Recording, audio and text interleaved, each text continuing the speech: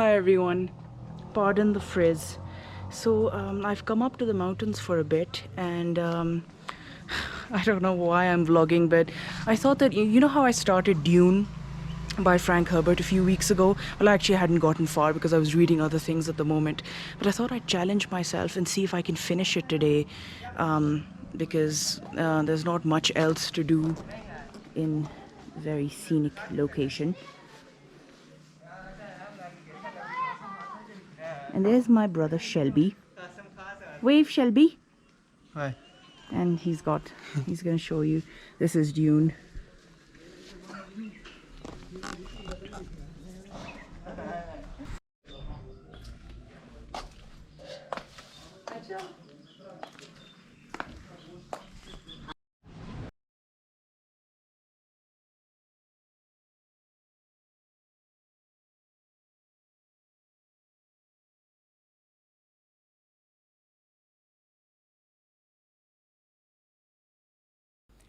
Hi everyone, I'm Bakht and I talk about books. So, firstly, how are we doing? How is everyone? Sound off in the comments and tell me. Secondly, how excited are we for the Dune movie that is coming out? I'm like a really sad little sci-fi geek, so you'll pardon my enthusiasm because I've been obsessed with the cast. You know, Oscar Isaac, he's so wonderful, and so I'm really looking forward to it. And I keep hearing conflicting reports because some people say that it's out already, but then obviously it's not out in the part of the world that I live in, and I'll have to wait for a good print. And I don't know, but I think people have seen it here, but no one's telling me where. So if you know where I can watch it, let me know. I don't know if Netflix is releasing it. In this context, I thought that talking about Dune a bit, Dune the novel from which all of this stems, was probably a good idea, right? I read Dune this year, but I sort of read it in parts over a few months, which was not the book's fault at all. It was because my mind was all over the place. And Dune is very intense, you know. I mean, it's big on the world building, it's big on the sort of character centricness of it all. But ironically, although it has an obvious protagonist and everything, it seems to change perspectives. It's written from a third person perspective, actually, so you get a spotlight on different characters from a third person. But it's still there's still a wealth of insight there. I mean, it's written very effectively. You almost feel like there's multiple protagonists, but the structure of the novel is such that that's not the case. Dune was published in 1965 and is probably one of the most best selling sci fi novels of all time, actually. And, when I read it, it didn't seem to me to be, sort of sci fi in the generic sense as you would. It was sort of soft sci fi, sort of like The Island of Dr. Moreau. Link is in the description. If you haven't read that book, I highly suggest you do. But coming back to the point, before I digress, it didn't seem to me to be the sort of typical sci fi, not the typical kind of Matrix type of situation, machines taking over and all of that. So technology sort of takes a back seat in this novel. It sort of it's almost entirely about the human condition, human fallacies, the concept of power, the environment, the economy, even the ecological impact of human beings. And it is set thousands of years into the future, but human beings are still the same selfish, greedy, manipulative creatures that they've ever been. So it's like, we can probably achieve considerable exponential technological progress, but we can't change what is inside us. We can't change what lies within somehow. Human nature stays the same, even if you're talking 20,000 years into the future, as Dune is set.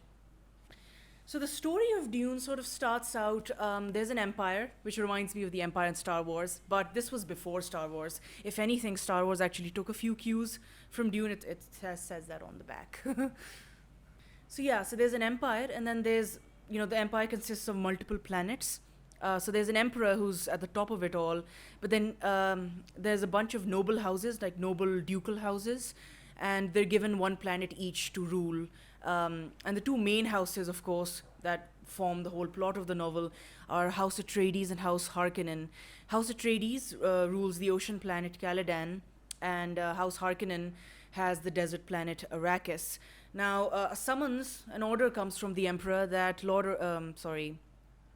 Duke Atreides, Duke Leto Atreides, is to relieve the Harkonnens of their command of the desert planet Arrakis, and he's supposed to leave his home and move there with his family and assume control of the planet.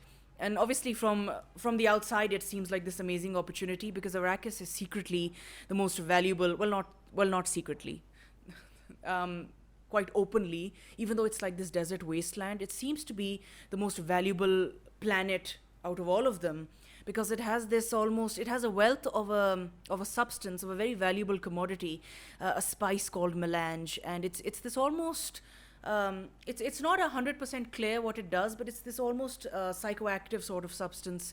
It enhances your mental faculties, and it facilitates interstellar travel. It can make you live longer. So obviously, there's this whole economy around it. So House Atreides being given the desert planet seems like this wonderful opportunity, but Duke Atreides, he suspects that the whole thing might be some sort of ruse, some sort of trap, because why would the emperor just hand the place over, right? It's a bit suspicious out of nowhere. So as it turns out, it actually was a trap. The emperor had long been insecure about House Atreides' growing popularity among the masses. So this was all a ruse to collude with the Harkonnens, who are the arch rival of Atreides anyway. And the emperor colludes with them. They sort of join forces and they assassinate the duke. A little short time after he sets foot on the planet. But his son and his mistress somehow escape into the desert, where they encounter the natives of Arrakis that are called, ironically, freemen. And they are kind of like that, they've got that gypsy kind of vibe to them. They're kind of nomadic, superstitious, traditional, tribal, closed. It's a very superstitious, closed kind of society, and they're very, very fierce. They're excellent fighters. So the son, Paul Atreides, and his mistress, Lady Jessica, they sort of come across these people, and these people take them in. Sorry. And before long, Paul Atreides becomes the leader of the Freemen because he's just more on that later, but he's just the best charmer you'll ever see. So he becomes the leader, and then he's in perfect position to avenge his father's death. So there's a lot of underlying themes. The story might have seemed straightforward now that I'm saying it, but there's a lot of underlying themes which, to me, it seemed obvious. They accounted for the colossal popularity of Dune, over the decades. So, the first theme that I found, and this is all my own interpretation, is obviously the concept of power, right? The power seems to be central to the whole. It seems to be central to the politics of all the houses. It seems to be a central theme to the novel. Power is a corrupting influence and this addictive sort of thing. But it doesn't seem to corrupt everyone quite the same way. And the definition of holding on to power seems to change and progress as we go through the book. So like I said, it seems to mean something different to each character. For Duke Leto Atreides, it's sort of, his power is obviously the fact that the masses love him, the public as it is loves him because he's tough, he's honorable, he's a decent man, he's disciplined, he's the ideal sort of leader. But then of course he is outsmarted and killed. So you sort of think that what I learned from it anyway is that being good isn't good enough. It's not enough to just have good intentions. You also got to have a host of other skills if you're going to make it, especially in that sort of position of leadership. Duke Leto, I don't know if it's Leto or Leto, but I'm going to have to stick with one of them for the duration of this video. So he goes to Arrakis, out of duty, out of honor, even though he has his doubts, but he's like, House Atreides answers every call and answers every summons, and they don't betray the faith that the people have put in them. So he goes out of duty and honor, but then he ends up killed. So it's like almost as if the enemy was waiting for him to make that mistake. Paul, his son, is of course powerful because of his remarkable abilities. I think there's some construction nearby, so pardon that sounds like an earthquake. So yeah, Paul obviously has these amazing abilities. He's got what is called prescience. So he can sort of see beforehand what's going to happen. He's got this remarkable insight, and his mind seems to be multidimensional almost. It's able to process different things all at the same time. So he's obviously got those innate abilities. He's excellent in combat, all of those things. But also, he is powerful because he has this myth surrounding him. The people of the desert believe that this sort of legendary figure is going to arise. They have this whole legend about it, and he's going to have the abilities that Paul seems to have. And they believe that Paul is it. So it's also about the power of belief. Believe something for long enough, and the confirmation bias almost makes it true. And I'm reminded of that line from Batman Begins: theatricality and deception are powerful agents for the uninitiated. Who was it that said that? Ra's al Ghul, I think. So it's like there is a bit of theatricality and deception in how Paul behaves when he's with the desert people. He seems to he goes along with their beliefs, even though he's not.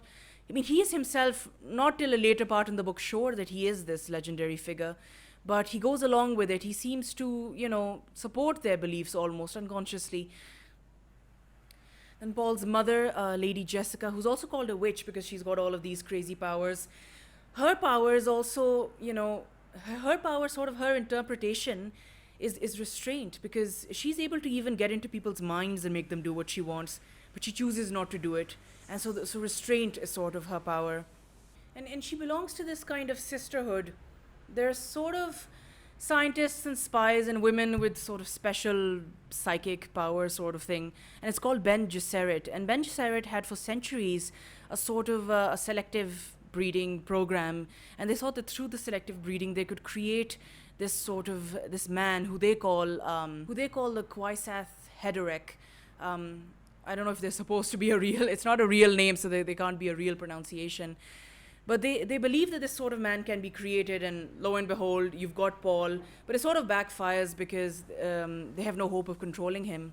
So he's got all the powers, but he can't be controlled by them.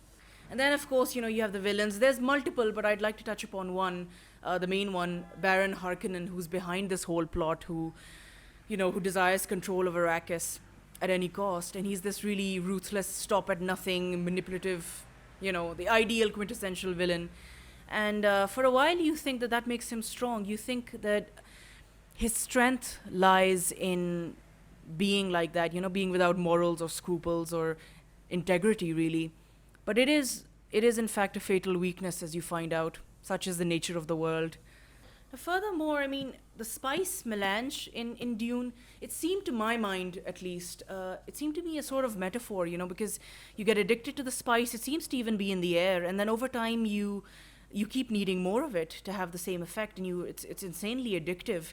And I thought that it was kind of like you could equate it with anything that we're addicted to in the modern world, whether it's social media, money, external validation, you name it. So the spice seems to be kind of this all-encompassing metaphor for that kind of addiction. And then a great deal of the book is concerned with sort of the ecological impact of human beings and the environment and the effects of the environment of industry or over mining. And Frank Herbert, the author, he was very interested in the environment. He was like a self-proclaimed environmentalist. And I saw an interview of his from the 70s in which he was talking about fossil fuels and ozone depletion, the sort of stuff we've been talking about the past 10, 20 years, but it's like he was talking about it 50 years ago and such. So he was in that way ahead of his time, and it's something that you see in his work as a central theme. And then, again, to my mind, I keep saying to my mind because I'm not sure that these are the themes that other people have drawn from Dune, because, Dune is such a bestseller. Just about everyone has read it. The planet of Arrakis as well, it seems to be, it's a desert planet, right? But it also seems to be a kind of reimagining of perhaps Earth's future. What if we used all the natural resources up? The Earth dried up. We used up all the water, and then the Earth has to make up its own mechanisms to protect what it has left, like how you have the giant flesh-eating worms in Dune. I don't know if I mentioned those worms. They're a lot of fun because they eat human beings, but at the same time, if you overpower them, you can ride them. But I don't think I mentioned them before when I was doing the summary part. Yeah, the worms guard the spice, the most valuable commodity in the novel. So it's almost as if, the planet has its own mechanisms for protecting its resources, because human beings they've just used everything up. And then the freemen that live in the desert, they have this dream, one day we can convert Arrakis into a planet where water is abundant. It's kind of like a pipe dream, but it's this whole obsession with how important the natural elements are, fertility of the land, water, the quality of air, because all of it is compromised on the planet. And I'm reminded of that dialogue from The Matrix. Who's seen The Matrix? Who loves The Matrix? It's yeah, one of the best sci-fi movies of all time. It's I watch all three movies. I watch the trilogy at least once a year. Don't hate me. And I saw the trailer for the new one that's coming out. What is it called? I forget what it's called, but it was kind of sad to watch in a way because the whole cast has gotten old and it's not as much fun anymore. But yeah, I mean, I suppose Keanu Reeves doesn't age, but even he ages somewhat. Anyway, so Program Smith says in The Matrix, you humans are a disease. You spread to one area, you consume every natural resource, then you spread to another area, and you do the same. So it's kind of like that. What if the question arises in the reader's mind? What if in our rush and quest for technological, social, monetary advancement, we've destroyed something that is fundamental to our existence, the earth, the soil, the water, the air, and in return we have destroyed ourselves. But it's taking us time to notice it. It's taking us time to notice that in destroying the best parts of earth, the purity of the earth, we have in fact doomed our own existence. Lastly, everyone thinks that knowledge is power, right? But the novel takes a different view of it. Paul, who's got these clairvoyant, prescient abilities and the ability to see the future and the ability to see multiple layers of the present, and that of course helps him become the venerated leader of the Freemen. But at the same time, it sort of entraps him because, the belief that people have in him is so strong, he can no longer control the effects of it. It's like, it's when the myth has gone beyond the man. So Paul is kind of entrapped by what he knows. For him, it's a curse. It's not a blessing. He's continually having to live up to other people's expectations because they've got him on a pedestal. And he's continually having to do all the legwork because of what he knows. So it's also a form of entrapment. And then I don't know if I already mentioned this. There's these people in Dune called mentats, and they're almost like these computerized super beings. They're not computers. They're human beings with brains like computers. They can process vast quantities of information very quickly, and this particular skill of theirs makes them nothing less of a glorified slave, really. It makes them glorified slaves to the dukes of the noble houses. So again, it's that concept of knowing more than is good for you is a form of entrapment. Especially because it's a rare commodity, right? I mean, it's a rare commodity in science fiction. I imagine it's a rare commodity in our world. So it's not necessarily an advantage because other people, as is the case with the mentats, other people are not operating at the same level. So they're continually having to deal with idiots and sort of bring themselves down to communicate. And at the same time, because of their rarity and uniqueness, they're trapped. So yeah, that's all for today, folks. I don't know if there was a lot of background noise in this video, so yeah, thank you so much for joining me. Definitely give Dune a read if you're thinking of watching the movie or you're interested in science fiction. I definitely really enjoyed it. Yeah, take care of yourselves. See you next time. Goodbye.